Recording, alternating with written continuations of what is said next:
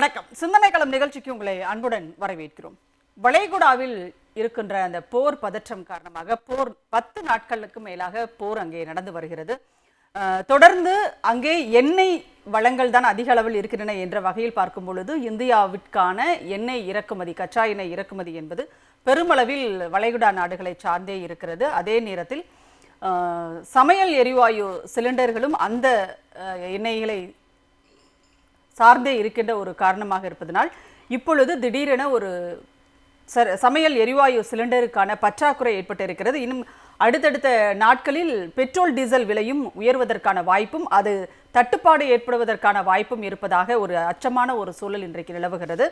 இந்த சமையல் எரிவாயு சிலிண்டருக்கான தட்டுப்பாடு என்பதை ஒன்றிய அரசு முன்கூட்டியே கணித்திருக்க வேண்டும். அங்கே போர் நடக்கும் பொழுது அது இந்தியாவை எந்தெந்த வகைகளில் பாதிக்கும் என்பதை ஒன்றிய பாஜக அரசு சரியாக கணித்திருக்க வேண்டும். ஆனால் அதை அவர்கள் கோட்டை விட்டிருக்கிறார்கள் என்பது தெரிகிறது.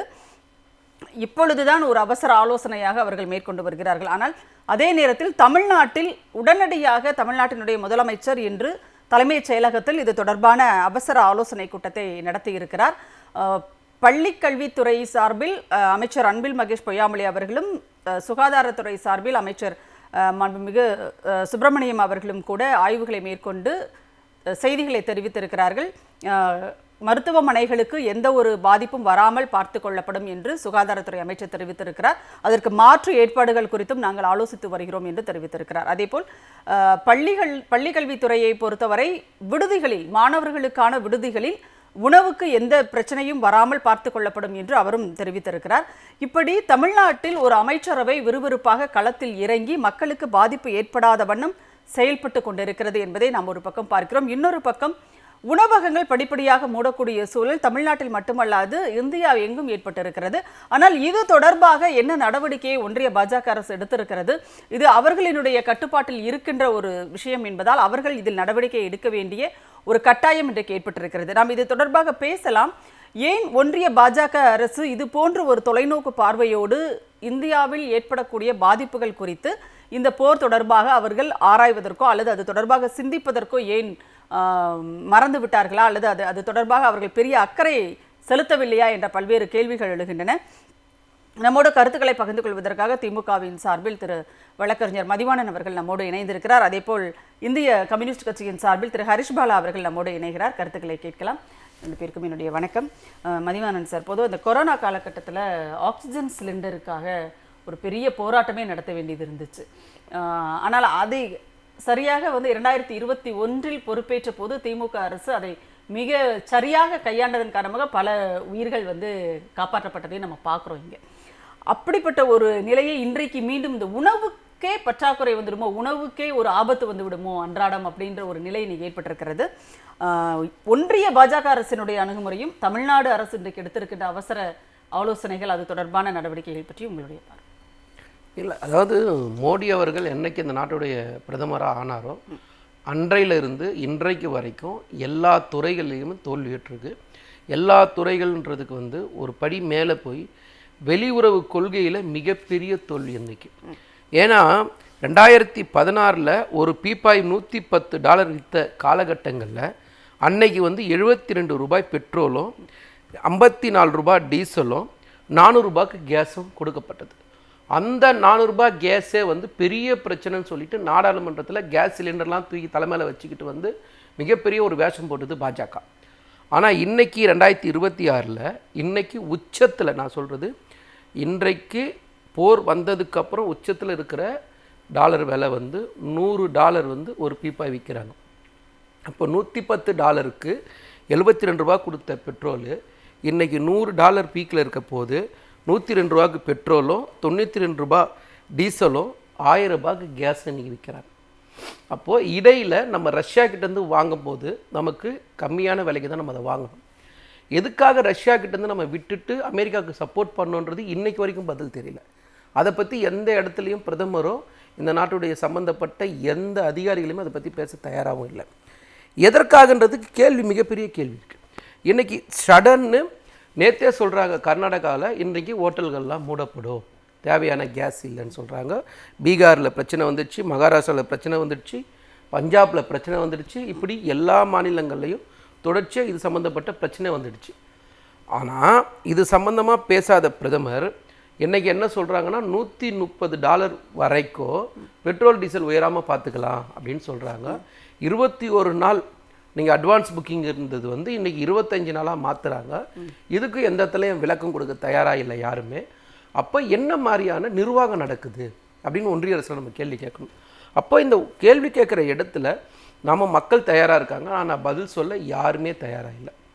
ஆனால் முத்துவேல் கருணாநிதி ஸ்டாலின் பிரச்சனை வந்த உடனே நேற்று நைட்டு மாநாடு நடத்துகிறாரு. அடுத்த குறைந்தபட்சம் ஒரு மனிதனுக்கு தேவையான ஓய்வு கூட இல்லாமல் அவர் உடனடியாக மக்களை வந்து சந்தித்து அது சம்மந்தப்பட்ட துறைகள் சந்தித்து உடனடியாக அதுக்கான நடவடிக்கை என்ன மாதிரியான எடுக்கணும் அப்படின்னு ஒரு வேகமாக செயல்படுறார்.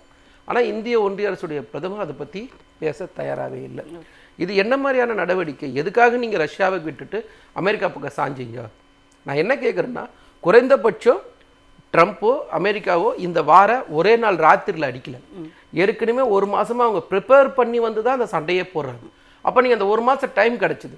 அப்போ அந்த ஒரு மாதத்தில் நீங்கள் ஏதாவது ஒரு முடிவு பண்ணியிருக்கணும். இந்திய ஒன்றிய அரசு முழுக்க முழுக்க இங்கே இருக்கிற என்டிஏ தலைவர்களுமே வந்து ஒரு பொது அறிவே இல்லாமல் பேசுகிறாங்க.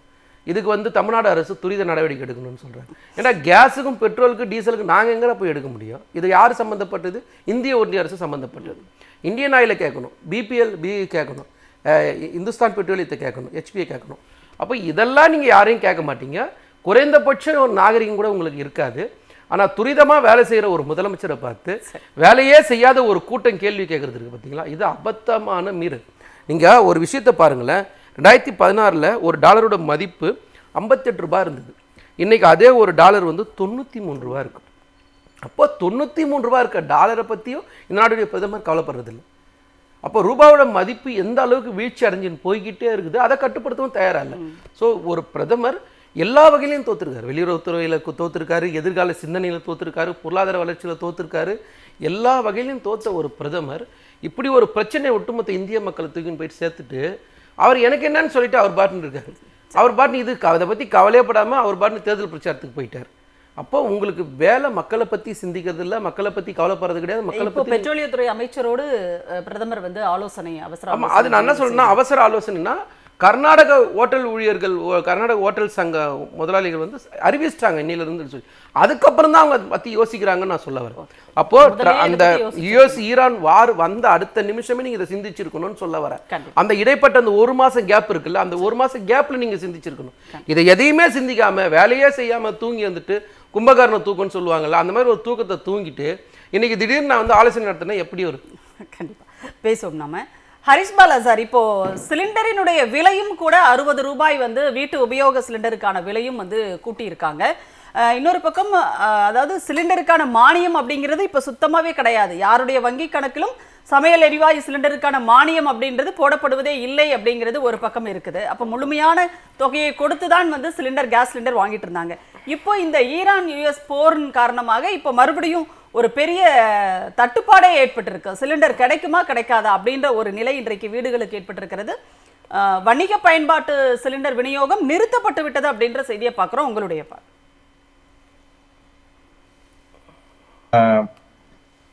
இல்லத்தரசிகளோட மனசுல இடம்பெறணும் அப்படின்னு வந்து மோடி, அதுவும் குறிப்பா தமிழ்நாடு தேர்தல் நேரத்துல தமிழ்நாட்டினுடைய இல்லத்தரசிகளுடைய மனதில் இடம்பெறணும் அப்படின்னு சொல்லி பல்வேறு குட்டிக்கரணங்களை அடிக்கணும்னு நினைக்கிறாரு. ஆனா ரியாலிட்டி என்ன அப்படின்னா, இன்னைக்கு ஒட்டுமொத்த தமிழ்நாட்டு பெண்களின் எதிர்ப்பையும் இந்த கேஸ் தட்டுப்பாடு மற்றும் கேஸ் விலை உயர்வு இதன் மூலமா பிரதமர் நரேந்திர மோடியும் அவருடைய அரசாங்கமும் அவங்க கூட கூட்டணியில் இருக்கக்கூடியவங்களும் சம்பாரிச்சிருக்கிறாங்க. எல்லாருக்கும் எரிவாயு அப்படின்னு சொன்னாங்க. எல்லாருக்கும் எரிவாயு ஃப்ரீ கேஸ் கனெக்ஷன் கொடுக்குறோம் அப்படின்னு ஒரு ஸ்கீம் எல்லாம் எடுத்துட்டு வந்தாங்க. இன்னைக்கு இருக்கிறவங்களுக்கே கேஸ் கொடுக்க முடியுமா அப்படிங்கிற ஒரு நிலைமை இந்தியால வந்திருக்கு. அப்படின்னா அதுக்கு முழு முதற் காரணம் பாயிண்ட் நம்பர் 1, வெளியுறவு கொள்கையில நரேந்திர மோடி அரசாங்கம் ஒரு மிகப்பெரிய ஃபெயிலியர் ஆயிருக்கு அப்படின்னு தான் சொல்லணும். வெளியுறவு கொள்கையில வந்து நம்ம எனக்கு முன்னாடி பேசின தோழர் வந்து கரெக்ட் குறிப்பிட்டு சொன்னாரு, ரஷ்யா கிட்ட இருந்து எண்ணெயை வாங்கணும், ஏன் ரஷ்யா கிட்ட இருந்து நிப்பாட்டணும், அமெரிக்கா கிட்ட எதுக்கு வாங்க ஆரம்பிச்சோம். அதுவும் இப்ப வந்து ட்ரம்ப் வந்து என்ன சொல்றாரு அப்படின்னா, இந்தியாவுக்கு நாங்க வந்து ஒரு மாசம் வந்து ரஷ்யா கிட்ட இருந்து கச்சா எண்ணெய் வாங்குவதற்கு நாங்கள் அனுமதி அளிக்கிறோம் அப்படிங்கிறாரு. அதாவது இந்தியா வந்து அனுமதி கேட்கிற நிலைமை, அது யாருகிட்ட அனுமதி கேட்கிற நிலைமை, ம், ட்ரம்ப் கிட்ட அனுமதி கேட்கிற நிலைமைக்கு ஆயிருக்கு. இப்ப ம், இந்தியாவினுடைய பிரதமர் நரேந்திர மோடியா ம், இல்ல இந்தியாவினுடைய பிரதமர் டொனால்ட் ட்ரம்ப்பா அப்படிங்கிற ஒரு குழப்பம் ம், சாமானிய மக்களுக்கு உருவாயிருக்கு. ம், ஆஹ் வெளியுறவு கொள்கையில வந்து வெறும் இந்த என்ன விஷயம் மட்டும் இல்லைங்க. ம், இந்தியாவை சுத்தி இருக்கக்கூடிய அண்டை நாடுகளை பாருங்க. நமக்கு வந்து ரொம்ப அணுக்கமா இருந்தது நேபாள். நேபாள் நாடு இன்னைக்கு நேபாள் இந்தியாவை வந்து விட்டு விலகி போயிருக்கு. ம், வங்கதேசம் நமக்கு அணுக்கமா இருந்தது, அது இந்தியாவை விட்டு தூரம் போயிருக்கு. மாலத்தீவு கூட இந்தியாவுக்கு வந்து வேடிக்கை காட்டிட்டு இருக்கு. ஸ்ரீலங்கா வந்து ஒரு கண்ணாம்பூச்சி ஆட்டம் விளையாடிட்டு இருக்கு. இது இப்படி அண்டை நாடுகளை கூட தங்களுடைய ஒரு நல்ல உறவு மெயின்டைன் பண்ண முடியாம வெளியுறவு கொள்கையில முழு முதல் ஃபெயிலியரா இருக்கிற ஒரு கவர்மெண்டா தான் ம். இன்னைக்கு இருக்கக்கூடிய ஒன்றிய அரசாங்கம் இருக்கு. ஓகே. எல்பிஜி தட்டுப்பாடு அப்படிங்கறதுனால என்னென்ன விளைவுகள் ஏற்படும் அப்படிங்கிறது ம், அவருக்கு தெரியுமா அப்படிங்கறது எனக்கு தெரியல. ஏன்னா அவர் வந்து எனக்கு குடும்பம் இல்ல, குட்டி இல்ல அப்படின்லாம் சொல்லிட்டு இருக்கிறாரு. இன்னும் சொல்லணும்னா அவர் வந்து நான் வந்து மனுஷனே இல்ல, தெய்வ பிறவி, ஐ எம் நாட் பயாலஜிக்கல் வேற சொல்லிட்டாரு. ம், அவர் வந்து சாதாரண உணவுகளை சாப்பிடுவாரா இல்ல வானுலகத்துல இருந்து ஏதாவது தேவாமிர்தம் அவருக்கு வருமா அப்படிங்கிறது நமக்கு தெரியல. ஆனா சாமானிய மக்கள் வந்து நம்ம வந்து அரிசி பருப்பையும் வேக வச்சுதான் சாப்பிட வேண்டியது இருக்கு. அப்படிப்பட்ட ஒரு ஒரு அடிமடியிலேயே கை வைக்கிற நிலைமை இன்னைக்கு நம்ம நாட்டுக்கு வந்திருக்கு அப்படின்னா அதை வந்து தடுக்கக்கூடிய முன்னெச்சரிக்கை நடவடிக்கை நீங்க ஸ்டார்டிங்ல வந்து நீங்க சொல்லும் போது ஒரு முன்னெச்சரிக்கை இப்ப நடக்குது, ஈரான்ல ஒரு போர் நடக்குது, அப்பனா இந்தியாவில் அதுக்கு தேவையான முன்னெச்சரிக்கையை நம்ம பண்ணணும் ம், அப்படிங்கறத பற்றி எந்த சிந்தனையும் இல்லாம அவங்களுடைய முழு போக்கஸ் எங்க இருந்திருக்கு அப்படின்னா நிதிஷ்குமார ராஜினாமா பண்ண வைக்கணும். ம், நிதிஷ்குமார் ராஜினாமா பண்ண வச்சு அந்த இடத்துல பாஜக முதலமைச்சரை பீகார்ல உட்கார வைக்கணும் அப்படிங்கறதுல அவங்க கவனம் இருக்கு. ம், தமிழ்நாட்டுக்குள்ள தேர்தல் நடக்குது, கேரளத்துல தேர்தல் நடக்குது, அங்கெல்லாம் போய் சுற்றுப்பயணம் மேற்கொண்டு பொதுக்கூட்டங்கள்ல பேசணும் அப்படிங்கறத அவருடைய கவனம் இருக்கு. நான் இப்ப பிரதமர் மோடியினுடைய பொதுக்கூட்டம் நாளைக்கு திருச்சியில இருக்கு. நான் கேட்கறது என்ன அப்படின்னா, இந்த நாடு இவ்வளவு கிரைசிஸ்ல இருக்கும் பொழுது இந்த கூட்டங்களை எல்லாம் ரத்து செஞ்சுட்டு எனக்கு தேர்தல் முக்கியம் இல்லை, மக்களின் நலன்தான் முக்கியம் அப்படின்னு இந்த கூட்டங்களை எல்லாம் ரத்து செஞ்சுட்டு இது குறித்து ஒரு அவசர ஆலோசனையை நடத்தி இதுக்கான தீர்வு காண வேண்டியதான பிரதமரோட கடமையா இருக்கணும். இல்ல இப்போ இன்னைக்கு தமிழ்நாடு பெட்ரோலிய அமைச்சரோடு முதலமைச்சர் அவசர ஆலோசனை பிரதமர் செஞ்சிட்டு இருக்காரு இல்லையா? நான் எதுவுமே கேட்கறதுங்க செய்யலைன்னு சொல்ல முடியும்.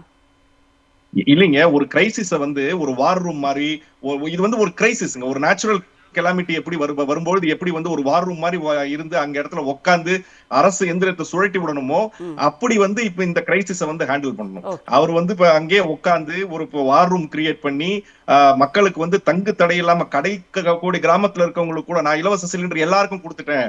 இந்தியாவில இருக்கக்கூடிய கடைக்கோடி கிராமத்துல கூட இப்ப வந்து விறகடுப்பு இல்ல, எல்லார் வீட்லயும் சிலிண்டர் இருக்குன்னு வாய்ஜாலம் சொல்றாரு மோடி. எல்லாருக்கும் சிலிண்டர் கிடைக்கிறதுக்கு ஒரு முயற்சியை வந்து அவரு இப்ப ஒரு வார் ரூம் மாதிரி கிரியேட் பண்ணி செய்யணும் இல்லைங்களா? அது செய்யறது இல்ல. அவசரம் ஒரு ஆலோசனை கூட்டம், அந்த ஆலோசனை கூட்டத்துல என்ன பேசுறாங்க அப்படிங்கறது அவருக்கு புரியுமான்னு தெரியல. அவர் அதுல என்ன ஆலோசனை கொடுப்பாருன்னு ஒன்னும் நமக்கு புரியல. இன்னும் சொல்ல போனோம்னா இந்த ஆலோசனை கூட்டமே வந்து அமெரிக்கா கிட்ட இருந்து அனுமதி வாங்கி தான் இந்த ஆலோசனை கூட்டமே நடத்துறாரா அப்படிங்கிற ஐயம் கூட நமக்கெல்லாம் இருக்கு. அடுப்பு புகஞ்சு கணிச்சு வந்த மக்கள் இன்னைக்கு கேஸ் சிலிண்டர் இல்லன்னு கோவத்துல கணிச்சு வந்து நிக்கிறாங்க. இந்த கோவம் எல்லாமே வந்து ஒரு தேர்தல்ல வந்து கண்டிப்பா எதிரொலிக்கும் அப்படிங்கிறது என்னுடைய கருத்து. அரசியல் விமர்சகர் திரு ஹரிஸ் முகமது இப்ராஹிம் அவர்களும் இணைந்திருக்கிறார். அவருடைய கருத்துக்களையும் கேட்கலாம். இப்ராஹிம் சார் வணக்கம். வணக்கம். ஆடியோ கேக்குதுங்களா? கேக்குது. Okay sir. இப்போ சமையல் எரிவாயு சிலிண்டர், வீட்டு உபயோகத்திற்கான எரிவாயு சிலிண்டர் தட்டுப்பாடு, இன்னொரு பக்கம் வந்து வணிக பயன்பாட்டிற்கான சிலிண்டர் வந்து விநியோகமே நிறுத்தம் அப்படின்ற ஒரு விஷயம் வந்திருக்கிறது. இதுல தமிழ்நாடு முதலமைச்சர் உடனடியாக ஒரு ஆலோசனை கூட்டத்தை நடத்தி இருக்கிறார். அடுத்தடுத்த கட்டங்களுக்கு தமிழ்நாடு அரசு நகன்று சென்று கொண்டிருக்கிறத பார்க்கிறோம். எரிசக்தி துறை அமைச்சருக்கு அவர் கடிதம் எழுதியிருக்கிறார், பிரதமருக்கும் கடிதம் எழுதியிருக்கிறார். மின்சாரத்தை கூடுதலாக வழங்கணும் அப்படின்னு சொல்லிட்டு இதற்கு மாற்றாக அப்படின்னு ஒரு விஷயத்தை அவர் முன்வைத்திருக்கிறார். இதையும் ஒன்றிய பாஜக அரசு இப்பொழுதுதான் ஆலோசனை நடத்தி கொண்டிருக்கிறது அப்படிங்கிறதை நீங்க எப்படி பாக்குறீங்க? வழக்கம் போல இவர்களால் ஒரு கையாளாகாத ஒரு பிரதம மந்திரியும் கையாளாகாத ஒரு வெளியுறவுத்துறை கொள்கை மட்டும்தான் இப்பேற்பட்ட ஒரு கால சூழ்நிலையை கொண்டு வந்து இந்தியாவுக்கு விட்டிருக்குது. இதுல தமிழக அரசினுடைய செயல்பாடுகள் என்னவா இருக்குன்னா, இதை தவிர வேற எதுவுமே நம்மளுடைய எனர்ஜியினுடைய பாலிசி வந்து which is so limited. இது வந்து சென்ட்ரலைஸ்ட் சப்ஜெக்ட்ங்கிறதுனால இதுல தமிழக அரசாங்கத்தினுடைய மாற்று சிந்தனை ஏதாச்சும் பண்ண முடியுமான்னு கேட்டீங்கன்னா பண்ணவே முடியாதுங்கிறது தான். அப்போ அந்த லிமிடேஷன்ஸ்குள்ள என்ன பண்ண முடியுமோ அதை தமிழகத்தினுடைய முதல்வர் அவர்கள் பண்ணுகிறார். ஆனால் இந்த முதற்கண் இதற்குரிய இந்த விஷயத்தை கொண்டு வந்து இந்தியாவினுடைய டோர்ல வந்து சேர்த்ததுல மிக முக்கியமாக நம்ம பிரதம மந்திரிக்கு ஒரு மிகப்பெரிய ஒரு சாதனை இதுல நிகழ்த்தி இருக்கிறார். ஏன்னா அமெரிக்காவினுடைய போர், இஸ்ரேலினுடைய போர், ஈரானுக்கு எதிராக நடைபெறும் கூடிய ஒரு போர் அப்படிங்கிறத எப்பம் அவர்கள் ஜூன்ல அட்டாக் பண்ணார்களோ, கடந்த வருடம் அட்டாக் பண்ணும் போதே தெள்ள தெளிவாக தெரிந்து விட்டது. ஏன்னா நியூக்ளியரினுடைய யுரேனியம் என்ரிச்மெண்ட் ஈவன்தோ அதை நாங்கள் கைவிட்டு விடுகிறோம் அப்படிங்கிற பல்வேறு ஷரத்துகளை தெள்ள தெளிவாக ஈரான் அக்ரி பண்ணும் போது கூட ஒட்டுமொத்தமாக அந்த நெகோசியேஷன் நடந்துகிட்டு இருக்கும் போதே அமெரிக்காவும் இஸ்ரேலும் சேர்ந்து ஈரானை தாக்குகிறது. இதற்கு 2-3 நாட்களுக்கு முன்னாடி இஸ்ரேலுக்கு தூதரகத்து விஷயமாக பிரதம மந்திரி அங்க உள்ளுக்கு லேண்ட் ஆகிறார். அவர் லேண்ட் ஆகும் போதே அங்க ஸ்ட்ரைக் பண்ண வேண்டியதுதான் அவர்களுடைய திட்டம். ஆனால் அவர் இங்க திரும்பி வந்ததுக்கு அப்புறம் ஸ்ட்ரைக் பண்ணதுலயும் மிகப்பெரிய ஒரு ராஜதந்திரங்கள் இருக்குது. அதை ஒட்டுமொத்தமாக எப்ஸ்டீன் ஃபைல்ஸ் செல்ல தெளிவாக காட்டி இருக்குது. பிரதம மந்திரி is a compromised prime minister அப்படிங்கிறது. அப்போ இன்றைக்கு காம்ப்ரமைஸ் பிரைம் மினிஸ்டராக இருக்கக்கூடியவர்கிட்ட வேற என்ன விதமான ஒரு வெளியுறவுத்துறை கொள்கையை நம்மளால் எதிர்பார்க்க முடியும்? இன்றைக்கு ரஷ்யாவிடம் நீங்கள் வாங்கக்கூடாது அப்படிங்கிற அந்த ஒரு நடவடிக்கை அமெரிக்கா நிர்பந்தித்தால் அதையும் கேட்டு நம்மால அப்படியே அதை தெள்ள தெளிவாக பண்ணுகிறார். 30 நாள் நான் உங்களுக்கு இந்த போர்னால உங்களுக்கு 30 நாள் ரிலாக்ஸ் பண்றேன்னா அதையும் அவர், ஆனால் ஒரே ஒரு இங்க வேடிக்கை என்ன தெரியுமா, டிஸ்கவுண்டட் பிரைஸ்ல மார்க்கெட்ல ஒட்டுமொத்தமாக கச்சா எண்ணெய் பேரலுக்கு $60 கிடைக்கக்கூடிய இடத்துல இந்தியாவுக்காக கிட்டத்தட்ட 16-17 விழுக்காடு டிஸ்கவுண்டட் பிரைஸ்ல கொடுத்து கொண்டிருந்த ரஷ்யா இன்றைக்கு அமெரிக்காவினுடைய செயலை கேட்டு நடந்த நடவடிக்கையால் இன்றைக்கு மார்க்கெட் பிரைஸ்ல என்ன உண்டோ அதைத்தான் இந்த 30 நாட்களுக்கும் கொடுக்க போகுது. அப்போ ஒட்டுமொத்தமாக இந்தியாவினுடைய வெளியுறவு கொள்கையை, அது வெறும் பங்களாதேஷாக இருக்கட்டும், இல்ல ஸ்ரீலங்காவா இருக்கட்டும், இல்ல சைனாவாக இருக்கட்டும், ஒட்டுமொத்தமாக சிதலமடை செய்ததுல மிகப்பெரிய ஒரு தோல்வியினுடைய உச்சம் தான் இன்றைக்கு வீட்டில் இருக்கக்கூடிய ஒவ்வொரு தாய்மார்களுக்கும் அடுப்பை எரிய வைக்கிறதையும் அடுப்பு அணைக்கக்கூடிய ஒரு வேலையையும் இன்றைக்கு பிரைம் மினிஸ்டர் செய்திருக்கிறார். இதற்கு ஒரு நீங்க ராக்கெட் சயின்ஸ் எல்லாம் படிக்கணும்னு அவசியமே இல்லை. இன்னைக்கு எப்படி சைனா அதை லிவரேஜ் பண்றாங்க, சைனாவும் ரஷ்யாவும் எப்படி ஸ்ட்ரெயிட் ஆஃப் ஹார்மோஸ் அதில் எனர்ஜியினுடைய இந்தியா 80 to 90 விழுக்காடு நம்ம எரிசக்தியை ஒட்டுமொத்தமான அரபு தேசங்கள்ல இருந்தா வாங்கிட்டு இருக்கிறோம். அப்போ ஸ்ட்ரெயிட் ஆஃப் ஹார்மோஸ்ல இருந்தா குறைஞ்சது குளோபல்ல 20%, நம்மளோட இந்தியாவுல 40 to 60 விழுக்காடான ஒட்டுமொத்த பைப்லைன் வழியாக எல்பிஜி வர்றதாக இருக்கட்டும், இல்லைன்னா க்ரூட் ஆயிலாக இருக்கட்டும், அது அந்த ஸ்ட்ரெயிட் மூலியமாக தான் வரணும். அப்போ உங்களுக்கு போர்ல யார் உங்களுக்கு முக்கியம்? அமெரிக்கா முக்கியமா, உங்களுக்கு இஸ்ரேல் முக்கியமா? அப்போ ஒட்டுமொத்தமாக உங்களுடைய தேசத்தினுடைய நலன் யாரை காப்பாத்துகிறது? ரஷ்யா கூட அனுசரிச்சு போறதுனாலயா, இல்ல ஈரான் கூட அனுசரிச்சு போறதுனாலயா, இல்ல எப்ஸ்டீன் ஃபைல்ஸை உங்களுக்கு வச்சு மிரட்டக்கூடிய அமெரிக்காவையும் இஸ்ரேலையும் அனுசரிச்சு போறதுனாலயா? இந்த 2 கேள்விகளுக்கு தெளிவான பதிலை பிரதம மந்திரி நாடாளுமன்றத்தில் சொல்லணும்னு ராகுல் காந்தி வலியுறுத்தி கொண்டே இருந்தார். ஆனால் அந்த காம்ப்ரமைஸ் பிரைம் மினிஸ்டர் அதற்கான வாயை துறக்கல. ஆனால் அவர் வாயை துறக்காட்டினா கூட நம்ம வீட்டை தேடி அந்த சாத்தான் வந்தே தீரும்ங்கிறது இன்றைக்கு நம்ம வீட்டில் இருக்கக்கூடிய பெண்மணிகள். இன்றைக்கு ஒட்டுமொத்தமாக ஹோட்டல் இண்டஸ்ட்ரி கம்ப்ளீட்டா ஜாம் ஆயிருச்சு. நிறைய பிஜி ஹாஸ்டல்ஸ் அக்ராஸ் இந்தியாவை க்ளோஸ் பண்ண ஆரம்பிச்சுட்டாங்க. டீ கிடையாது அப்படின்னு ஐடி இண்டஸ்ட்ரியில மெயினா அந்த ஐடி ஊழியர்களுக்கு ஒட்டுமொத்தமாக அவர்கள் 8 மணி நேரம் சாஃப்ட்வேர்ல வேலை பார்க்குறேன். நான் I came from software background. நம்மளுக்கு அதிகப்படியா நம்ம வேலை பார்க்குற எல்லாருக்குமே தெரியும், ஒரு 2 மணி நேரத்துக்கு 3 மணி நேரத்துக்கு ஒருக்கா டீ குடிக்கலன்னா நம்ம மைண்ட் ஃப்ரீஸ் ஆயிரும். அப்போ இந்தியாவில் இருக்கக்கூடிய நான் டீ மாஸ்டர், டீயை வித்துதான் பிரைம் மினிஸ்டர் ஆகணும் அப்படின்னு சொல்ற அதே பிரைம் மந்திரி இன்றைக்கு டீ ஒட்டுமொத்த இந்தியாவர்களுடைய டீயையும் கேன்சல் பண்ணக்கூடிய ஒரு அதிபயங்கரமான வேலையை இன்னைக்கு பண்ணியிருக்கிறார். ஐடி ஊழியர்களுக்கு டீ கிடையாதுன்னு ஒரு பல்வேறு இண்டஸ்ட்ரீஸ் இன்னைக்கு சொல்ல ஆரம்பிச்சுட்டாங்க. அப்போ டீ மாஸ்டர் டீயை தடை பண்ணக்கூடிய வேலையை இன்றைக்கு நம்ம பிரைம் மினிஸ்டர் செஞ்சிருக்காங்க. இதை விட பெரிய சாதனை இந்திய மக்களுக்கு நம்ம பிரதம மந்திரி என்னத்தை கொடுக்க முடியும் சொல்லுங்க? கண்டிப்பா இப்ராஹிம் சார், அது நீங்க சொன்ன மாதிரி இந்தியாவை பொறுத்தவரை உழைக்கின்ற தொழிலாளர்களினுடைய ஒரு அடிப்படையான உணவு அப்படிங்கிறதே தேநீரும் இதுவும் தான் நம்ம சொல்லுவோம். ஆனால் அதையே இன்றைக்கு அவர் கவனத்தில் எடுத்துக்கல அப்படிங்கிறத ரொம்ப அழகாக சுட்டி காட்டினீங்க. பேசுவோம், இணைப்பில் இருங்க. மதிவானன் சார், இப்போது தமிழ்நாடு அரசை பொறுத்தவரை என்ன செய்ய வேண்டுமோ அதை செய்திருக்கிறது. கடிதம் கூட எழுதியிருக்கிறார் தமிழ்நாடு முதலமைச்சர் அவர்கள். நீங்கள் அங்கே போர் சூழலில் சிக்கி இருக்கின்ற தமிழர்களையும் மீனவர்களையும் மீட்பதற்கும் அவருடைய பாதுகாப்பை உறுதிப்படுத்துவதற்கும் நீங்கள் நடவடிக்கை எடுக்கணும் அப்படின்னு ஒன்று கேட்டிருக்கிறாரு. இன்னொரு பக்கம் எரிவாயு தட்டுப்பாடு இருக்குது, அதே நேரத்தில் அதுக்கு மாற்று வழி என்ன அப்படிங்கிறதையும் உடனடியாக யோசித்து கூடுதலான மின்சாரத்தை பெற்று எங்களுக்கு நீங்கள் தரணும் அப்படிங்கிறதையும் அவர் வலியுறுத்தி இருக்கிறார். இது வரைக்கும் வேற எந்த மாநிலத்திலிருந்தும் இப்படி ஒரு கோரிக்கை வந்திருக்குதா அப்படின்னா நமக்கு தெரியல. தமிழ்நாடு முதலமைச்சருடைய அந்த கோரிக்கையை நீங்கள் எப்படி பார்க்குறீங்க? அந்த இல்லை, ஒரு தலைவர் வந்து எதிர்காலத்தை சிந்திக்கணும், நாளைக்கு என்ன தேவைன்றதை இன்றைக்கி சிந்திக்கிறவங்க தான் தலைவர்கள். அதான் சொல்கிறேன், இந்த பார் வர்றதுக்கு 1 மாதம் நமக்கு டைம் இருந்தது. அந்த டைமை மோடி அவர்கள் பயன்படுத்தவே இல்லை. ஒன்று. ரெண்டாவது, ஏற்கனவே அமெரிக்கா ஈரான் மேலே சண்டை போடுறதுக்கான எல்லா காரணத்தையும் தேடிக்கிட்டு இருந்த காலகட்டங்களில் நீங்கள் ரஷ்யாவோட நிறுத்துனீங்க. இன்றைக்கி ரஷ்யன் பிரசிடென்ட் புட்டின் சொல்கிறாரு, நாங்கள் மலிவு விலையில் வந்து குரூடாயில் கொடுக்குற ஐடியா இல்லை அப்படின்னு சொல்கிறாரு. அதுக்கு காரணம் அவர் சொல்றாரு, நீங்க அமெரிக்கா பேச்சை கேட்டு இந்தியா இப்படி ஏன் நிறுத்துனீங்களே சொல்லலை. அதாவது வாங்குற பர்ச்சேஸ் என்ன நிறுத்துனீங்க அப்படின்னா, இன்றைக்கி நம்ம ரஷ்யாவோட உறவுன்றது வந்து நம்ம ஆயுத கொள்முதல்ன்றது 40% ஆயுள் கொள்முதல் வந்து நம்ம ரஷ்யாக்கிட்ட தான் வாங்குறோம். ரஷ்யான்றது ஒரு நீண்டகால ஒரு நண்பன், அவர் எல்லா பிரச்சனையும் நம்ம கூட நின்றுங்கிற ஒரு நண்பன் வச்சிங்களேன். நீங்கள் அமெரிக்காவுக்காக நீங்கள் அவங்கள பகைச்சிக்கிட்டீங்க. எதுக்காக பகைச்சிக்கிட்டீங்க கடைசி வரைக்கும் சொல்கிறார், அதுதான் பிரச்சனை. இப்போ நீங்கள் திடீர்னு வாங்கவும் முடியாத ஒரு சூழ்நிலை. இப்போ உங்களை வந்து ட்ரம்ப் வந்து சகோதரர் சொன்ன மாதிரி நீங்கள் போய் நான் 30 நாள் டைம் கொடுத்தேன், யார் டைம் கொடுக்குறது? அப்போ இந்த நாட்டுக்குன்னு ஒரு இறையாண்மை இல்லையா? இந்த நாட்டுக்குன்னு ஒரு கொள்கை இல்லையா? இந்த நாட்டுக்குன்னு ஒரு பிரதமர் இல்லையா? அப்போ யாரோ ஒருத்தர் சொல்கிறத நாங்கள் ஏன் இங்கே செய்யணும்? எங்கள் நாட்டை பற்றி தான் நாங்கள் சிந்திக்கணும், எங்கள் மக்களை பற்றி நாங்கள் சிந்திக்கணுன்ற ஒரு தலைவன் இல்லை. ஆனால் முத்துவேல் கருணாநிதி ஸ்டாலின் வந்து உடனடியாக என் கூட்டம் போடுறாருன்னா இது ஒரு செயின் மாதிரி. நீங்கள் வந்து இன்றைக்கி விவசாயத்தில் உற்பத்தி ஆகிற பெரும்பான்மையான பொருட்கள் வந்து ஃபேமிலி குடும்பங்களுக்கு கடந்து பார்த்தீங்கன்னா ஹோட்டலில் தான் நிறைய பயன்படுத்துகிறாங்க. இப்போ ஹோட்டல் ஸ்டக் ஆயிடுச்சுன்னு வச்சிங்களேன், அந்த செயின் ஸ்டக் ஆகும். அப்போ அந்த விவசாய உற்பத்தி பொருட்கள் எங்கே போகும்? அப்போ அந்த பொருட்கள்லாம் திரும்ப வீணாக போகும். அப்போ நாம் அதை சிந்தித்து நம்ம பேசுகிறோம். இப்போ நம்ம ஒரு கேஸ் அடுப்பு வாங்கிக்கிறதுக்கு பதில் வந்து நம்ம எலக்ட்ரிக்கல் ஸ்டவ் வாங்கிக்கலாம். அப்போ எல்லா வீட்லேயும் வந்து எலக்ட்ரிக்கல் ஸ்டவ் போடுறாங்கன்னு வச்சிங்களேன், உடனே வந்து கரண்ட் கன்சியூம் ஆகும்.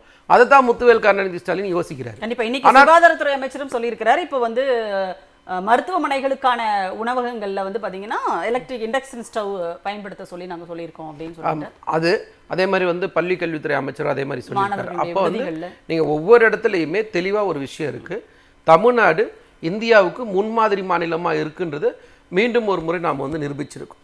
எல்லா திட்டங்களுக்கும் எல்லா சட்டங்களுக்கும் தமிழ்நாடு தான் முதன்மை மாநிலமாக இருக்குது. இது வரைக்கும் இருந்திருக்கு, இன்றைக்கும் இருக்குது, நாளைக்கும் இருக்கும். முத்துவேல் கருணாநிதி ஸ்டாலின் இருக்கிற வரைக்கும் இந்த மாதிரி எந்த பிரச்சனையும் வராது. அதை நாங்கள் நிச்சயமாக சமாளிப்போம். கண்டிப்பாக சார், பேசுவோம் நாம் தொடர்ந்து. ஹரிஸ் பாலா சார், இப்போது வார் வருது அப்படிங்கன்னா அது இதை எல்லாவற்றையும் யோசிக்கணும் அப்படிங்கிறது வந்து சரியான ஒரு விஷயம்தான். ஆனால் திரும்பவும் வந்து நம்ம வந்து அவங்கள மட்டுமே வந்து குறை சொல்லிட்டே இருக்க முடியுமா? இப்படி ஒரு சூழல் இது எல்லா நாடுகளுக்கும் ஏற்பட்டிருக்கிற ஒரு சிக்கல் தானே, இந்தியாவுக்கு மட்டும் கிடையாது. இப்போ சைனாவுக்கும் அதே பிரச்சனை இருக்குது. ஏன்னா இந்தியா எப்படி வந்து எண்ணெயை இறக்குமதி செய்கிறதோ அதே மாதிரி தான் சைனாவும் இறக்குமதி செஞ்சுக்கிட்டு தான் இருக்காங்க. அப்போ அவர்களுக்கும் அதே சிக்கல் இருக்கிறது. பக்கத்தில் இருக்கிற பங்களாதேஷாக இருந்தாலும் பாகிஸ்தான் இருந்தாலும் எல்லாருக்குமே அந்த சிக்கல் இருக்குது தானே. அதாவதுங்க, எல்லா நாட்டுக்கும் சிக்கல் இருக்கு. பட் எல்லா நாடும் அதை எப்படி ஹேண்டில் பண்றாங்கன்றதையும் நம்ம பார்க்கணும் இல்லைங்களா? இப்ப சைனால வந்து போர்க்கால நடவடிக்கையா வந்து பலவேறு மெஷர்ஸ் வந்து அவங்க எடுக்கிறாங்க.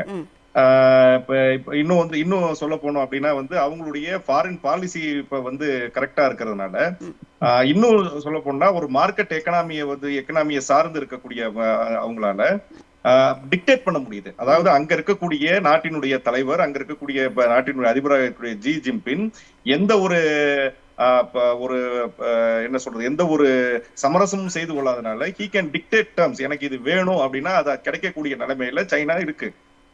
ஆனா இந்தியாவுல எனக்கு முன்னாடி பேசின நம்ம ஹாரிஸ் அவர்கள் சொன்ன மாதிரி the prime minister has become compromised. இப்ப நம்மளால வந்து அதாவது வாங்கக்கூடிய இப்ப ஒரு பொருளை வந்து சந்தையில வந்து வாங்கக்கூடிய வலிமையானவனா விற்கக்கூடியவன் வலிமையானவனா அப்படின்னு கேட்டீங்கன்னா டிமாண்ட் அண்ட் சப்ளையை பொறுத்துதான் இருக்குங்க. ஆனா இங்க வந்து எவ்வளவுதான் டிமாண்ட் இருந்தாலும் சீனா அப்படிங்கிறது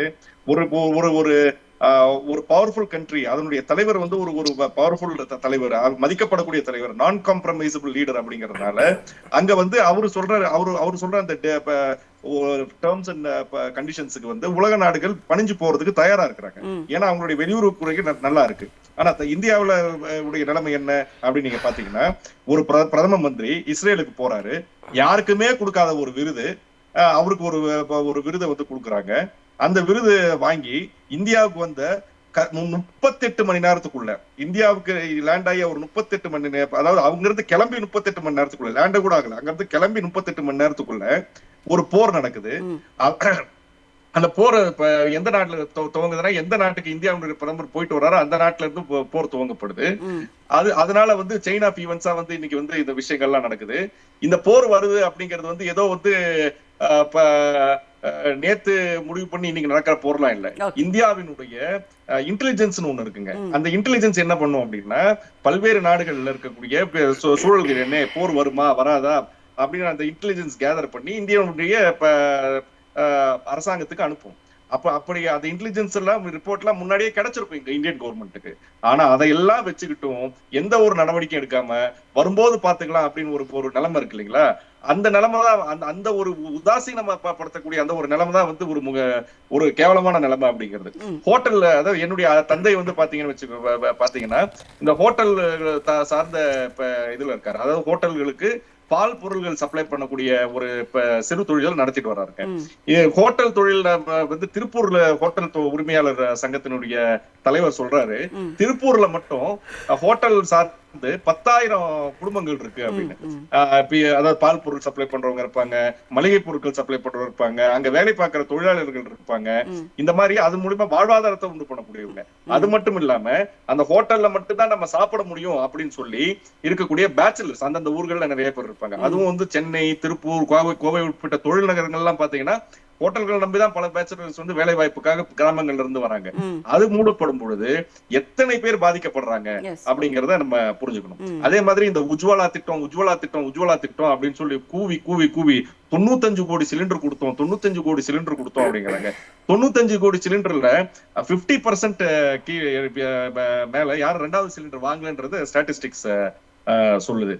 இன்னொன்னு என்னன்னா, எனக்கு தெரிஞ்ச ஒரு பெரியவர் வந்து பேசிட்டு இருந்தப்ப சொன்னாரு. என்ன சொன்னாரு அப்படின்னா, தம்பி முதல்ல கேஸ் காலி ஆயிடும் எங்களுக்கு பயமா இருந்தது, இப்ப கேஸ் எப்ப வரும்னு பயமா இருக்கு. ஏன்னா வந்து இப்ப 2014 இருந்த சிலிண்டர் ரேட் 410 ரூபா, இன்னைக்கு இருக்கிற சிலிண்டர் ரேட் 960 ரூபாய்க்கு மேல கொடுக்க வேண்டியதா இருக்கு அப்படின்னு என்னோட பென்ஷன்ல வந்து இப்ப குறிப்பிட்ட அமௌண்ட் கேஸுக்கே போகுது அப்படின்னு வந்து ரொம்ப மனசு உடைஞ்சு பேசுறாரு.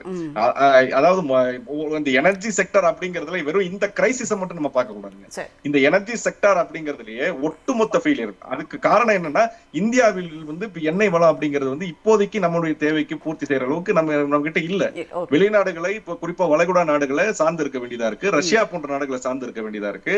ஈக்வி டிஸ்டன்ட்ல இப்ப எல்லா நாடுகளையும் வச்சு நம்ம வந்து நம்மளுடைய ஃபாரின் பாலிசி இருந்தப்ப நம்ம நேரு வகுத்த கொள்கை அது. அணிசேரா நாடுகள் நாங்க யாரு கூட அணிசேரல, எல்லாரும் ஈக்வி டிஸ்டன்ஸ்ல வச்சிருக்கோம் அப்படின்ற அந்த ஒரு கொள்கை இருந்த பொழுது இந்தியாவுக்கு எந்த ஒரு தொந்தரவும் இல்ல.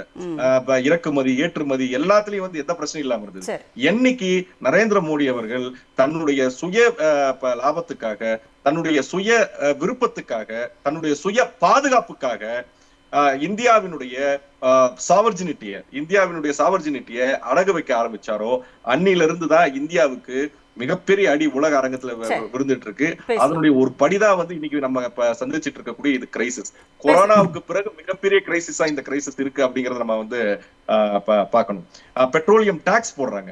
அதாவது கச்சா எண்ணெய்க்கு வந்து முன்னாடி பேசுறவங்க சொன்ன மாதிரி கச்சா எண்ணெய்க்கு வந்து உலக அரங்குல பீப்பாய் எவ்வளவு விலை குறைஞ்சாலும் இவங்க போடுற எக்ஸைஸ் டியூட்டினால அதனுடைய பலன் வந்து மக்களுக்கு வந்து கிடைக்கவே மாட்டேங்குது. கண்டிப்பா பாலா சார், நம்ம பேசலாம், தொடர்ந்து நாம பேசலாம். நம்மோடு தமிழ்நாடு ஹோட்டல் அசோசியேஷனினுடைய தலைவர் திரு வெங்கடசுப்பு அவர்கள் இணைந்திருக்கிறார். அவர்கிட்ட கேட்கலாம். சார் வணக்கம். வணிக பயன்பாட்டுக்கான சிலிண்டர் தட்டுப்பாடு ஏற்பட்டிருக்கிறது, விநியோகமே நிறுத்தப்பட்டிருக்கிறதா சொல்றாங்க. இன்னொரு பக்கம் பாண்டிச்சேரியில பக்கத்துல என்ன பண்ணிட்டாங்கன்னா, நாளையிலிருந்து அங்க உணவகங்கள் செயல்படாது, படிப்படியாக மூடப்படும் சொல்லிட்டாங்க. ஆல்ரெடி கர்நாடகாவில் வந்து ஏற்கனவே ஆரம்பிச்சுட்டாங்க, உணவகங்களை மூடுறத ஆரம்பிச்சுட்டாங்க. இப்போ தமிழ்நாட்டிலும் எல்லோரும் அதை வந்து சொல்லிட்டே இருக்கீங்க, இதுக்கு மேல வந்து நடத்த முடியாது எரிவாயு சிலிண்டர் இல்லாமல் அப்படின்ற ஒரு நிலை தமிழ்நாட்டிலும் ஏற்பட்டிருக்கிறது. இவ்வளவு நடக்குது. ஆனா வேறு ஒரு பிரச்சனையை வந்து அஸ்வத்தாமன் வந்து பேசியிருக்கிறார். ஹோட்டல்கள், அனைத்து ஹோட்டல்கள் உரிமையாளர்களுக்குமே வந்து ஒன்றிய அரசு ஒரு நோட்டீஸ் அனுப்பியிருக்குங்க. அதுல வந்து அதை திசை மாற்றுவதற்காக திடீர்னு வந்து எல்லா சிலிண்டரும் காலி ஆயிடுச்சு அப்படின்லாம் சொல்றாங்க. இதெல்லாம் நம்புற மாதிரியா இருக்கு அப்படின்ற மாதிரி ஒரு விஷயத்தை சொல்றாரு. இது ஒரு சீரியஸான ஒரு விஷயமா இருக்கிறது. ஆனா அவர் அதை வந்து எளிதா வந்து திசை திருப்புற மாதிரி பேசிட்டு இருக்காரே சார். இல்ல, அஸ்வத்தாமனுடைய கூற்று முற்றிலும் தவறான ஒரு கூற்று என்று சொல்ல வேண்டும். மத்திய அரசு டாக்ஸ் கட்டாதவங்க மேல நடவடிக்கை எடுக்கிறது ஒரு காமனான விஷயம். யாராவது ஒரு சிலர் தவறு செய்திருந்தால் அவர்கள் மீது அரசாங்கம் நடவடிக்கை எடுக்கத்தான் செய்யும். அதை நாங்கள் வரவேற்கிறோம். ஆனால் இன்றைக்கு தமிழ்நாட்டில் மட்டுமல்ல, உணவகத்துக்கு மட்டுமல்ல, எல்லா இண்டஸ்ட்ரீஸ்க்குமே கேஸ் சப்ளை கொடுக்க முடியல. நம்மளால ஷிப்மெண்ட்டுக்காண்டி ஏகப்பட்ட கப்பல்கள் காத்து கொண்டிருக்கின்றன வளைகுடா நாடுகளிலே. அங்கிருந்து அந்த கப்பல்களை மூவ் பண்ண முடியல, ஃபில் பண்ண முடியல. இது இந்தியாவுக்கு மட்டுமான பிரச்சனை கூட அல்ல, அகில உலகுக்குமான பிரச்சனை. இதை இவர் தவறுதலாக புரிந்து கொண்டிருக்கிறார். அவர் ஒரே ஒரு உத்தரவாதத்தை எங்களுக்கு கொடுத்தால் நாங்கள் ஏற்றுக்கொள்கிறோம். எங்கெல்லாம் சிலிண்டர் இல்லையோ அங்கெல்லாம் நான் உடனடியாக சிலிண்டர் வழங்குவதற்கு நான் நடவடிக்கை எடுக்கிறேன் என்று அவர் ஒரு உத்தரவாதத்தை கொடுப்பார் என்று சொன்னால் அவருடைய கூற்றை ஏற்றுக்கொள்ளலாம். இது முற்றிலும் உண்மைக்கு புறம்பான ஒரு கூற்று. இரண்டுமே தவறு. நாங்கள் உடனே நோட்டீஸ் வந்த உடனே பயந்துட்டோம் அப்படின்றது சொல்றதும் தவறு. அப்படி ஒன்றும் எல்லாத்துக்கும் நோட்டீஸும் கவர்மெண்ட் அனுப்பல. இது ஒரு சிலர் யாரோ ஒருத்தர் இருக்கலாம், அவர்கள் அதை சட்டப்படி சந்திப்பதற்கு தயாராக இருக்கிறார்கள். மற்றவங்களுக்கு யாருக்கும் எந்த பிரச்சனையும் இல்லை, எல்லாரும் டாக்ஸ் கட்டிட்டு ஒழுங்கா இருக்கிறோம். இன்னைக்கு சிச்சுவேஷன் ரொம்ப மோசம். சிலிண்டர் ஒரே நாள் நைட்டோட நைட்டா எப்படிங்க எல்லா சிலிண்டரும் காலி ஆயிடுச்சுன்னு ஹோட்டல் உரிமையாளர்கள் சொல்றாங்க. அப்ப இதுல இருந்து அவங்க தப்பிக்கிறதுக்காக தான் இதெல்லாம் பண்றாங்க அப்படின்னு அவர் சொல்றாரு. அது முற்றிலும் தவறு. நாங்க 5ஆம் தேதி அன்றைக்கே மத்திய அரசுக்கு கடிதம் எழுதியிருக்கிறோம். இன்றைக்கு மத்திய அரசு தொடர்பு கொண்டு சூம் கால்ல உங்க பிரச்சனை என்னன்றதை விசாரிச்சு பதில் சொன்னாங்க. தமிழக அரசுக்கு கடிதம் எழுதியிருக்கிறோம்.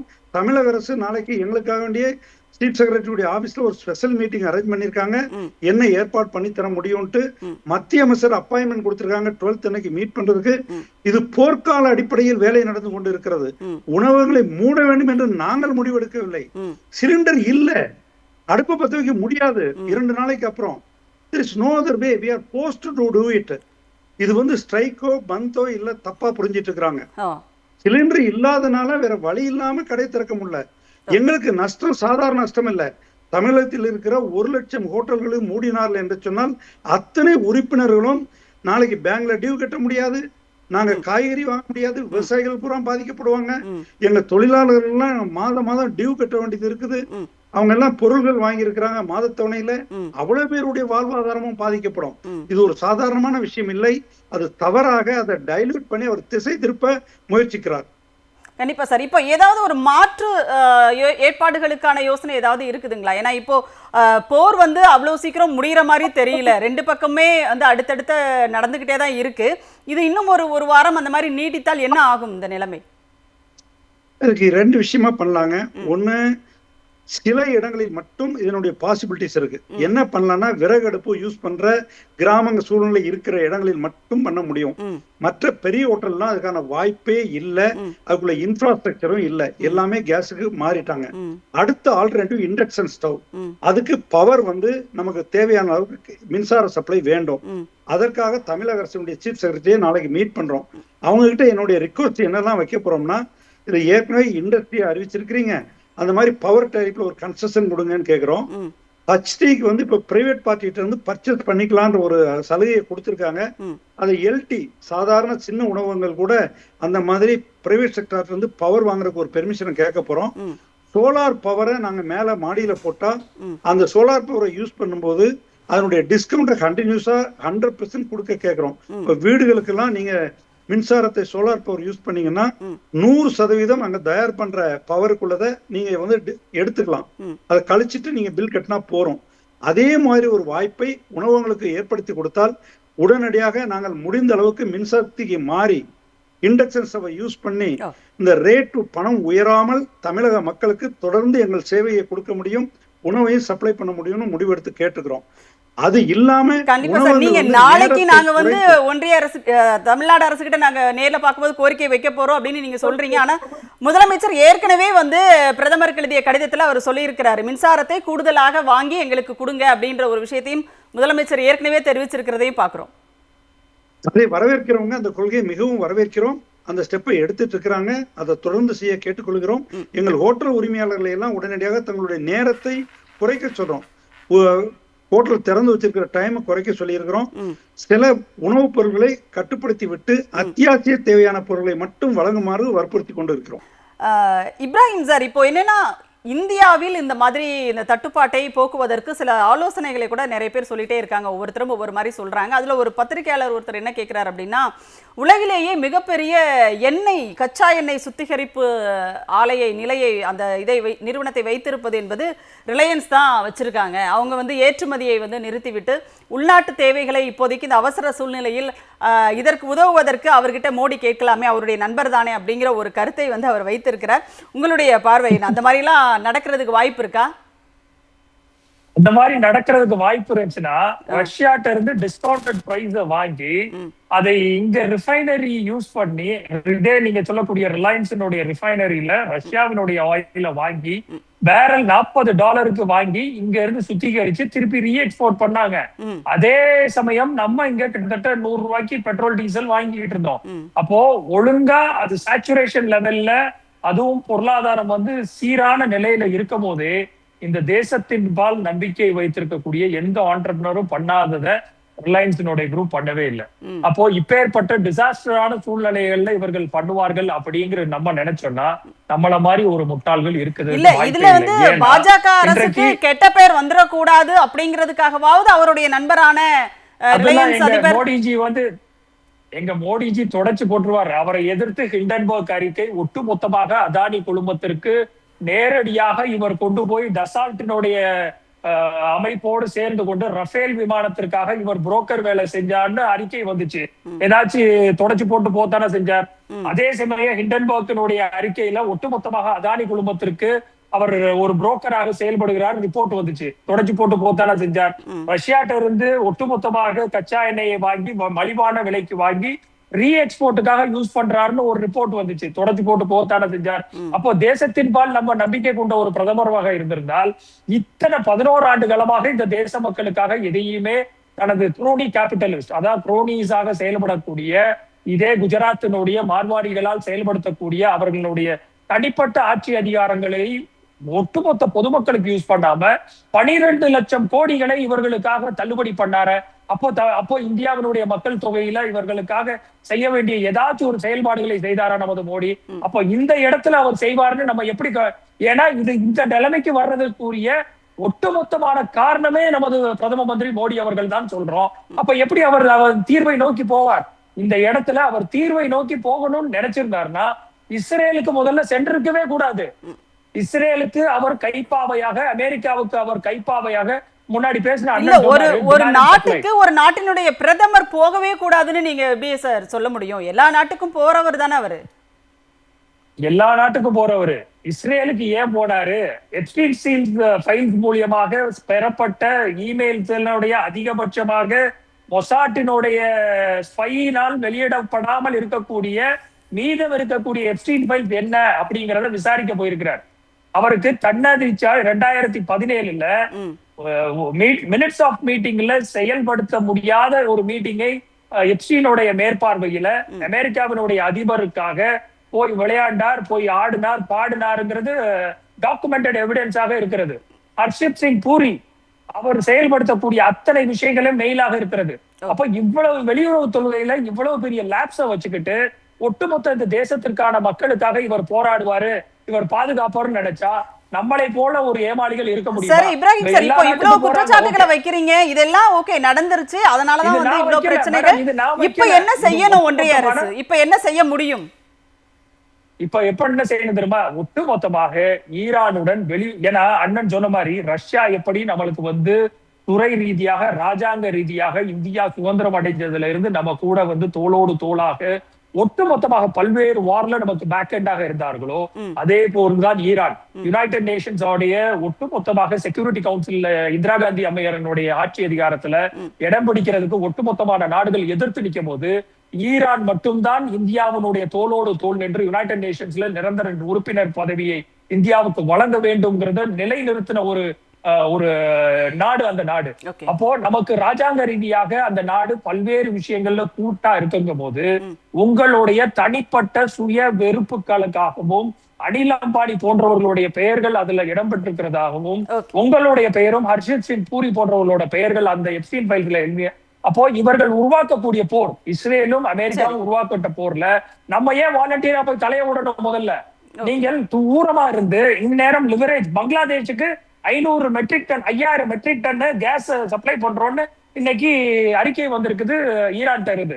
அப்போ உங்களால் அவ்வளவு பெரிய டிமாண்ட் அண்ட் சப்ளைல இந்தியா வந்து வல்லரசு நாடுகள்ல 2வது நாடு இந்தியா, மிகப்பெரிய நுகர்வு கலாச்சாரத்துல 2வது உலகத்தினுடைய பெரிய நாடு.